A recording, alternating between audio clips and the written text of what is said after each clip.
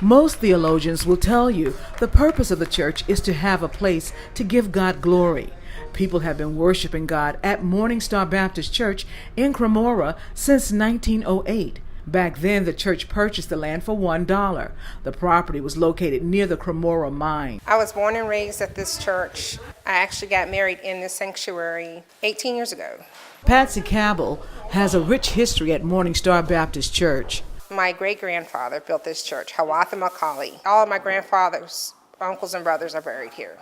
My grandmother, Ollie Johnson. I have my uncles, Hiawatha Macaulay Jr. I have my uncle, Burley Macaulay, and I have my brother, Daniel Woodard, and I have my aunt, Agnes Booker.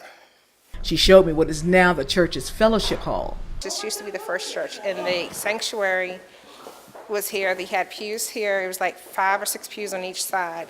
And then you had the choir stand up there, and the pulpit was actually back there. That pulpit that's up there is actually the original pulpit that the ministers used. We didn't want to tear it down because it had so much history behind it. And it's not just my family that goes here and my kids. I have my sisters and brothers go here also, and they have their kids and their grandchildren going here too. There are some families that have remained since the church started more than a century ago. The Wades, the Johnsons, and the Macaulays. Dolores Wade and Barbara Jean Wade, their great-grandfather also helped build the church too. Dolores Wade Winston is also a lifelong member of the church. She is one of the church leaders. I questioned her about walking through the same church doors as generations of her family had done in the past. I feel good. I feel good because I can look back and see how things were when I was a child and look now to see how things are as an adult. Her roots likewise stretch back to the church's beginning. Her parents, Charles and Pearl Wade, were deacon and deaconesses at Morning Star Baptist Church. They brought Winston and her sister, Barbara Wade, who happens to be a trustee at the church.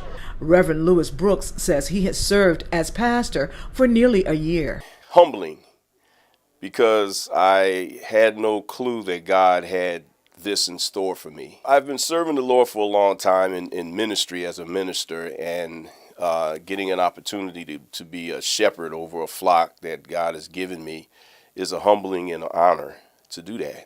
I don't take this position lightly. I don't call it a job because it's not a job, it's a calling.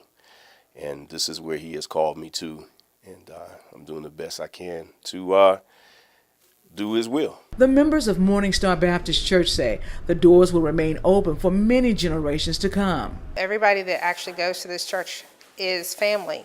Even if you may not be blood related, we're still considered family to each other. In Crimora, Elaine Rackley for Breaking Through News.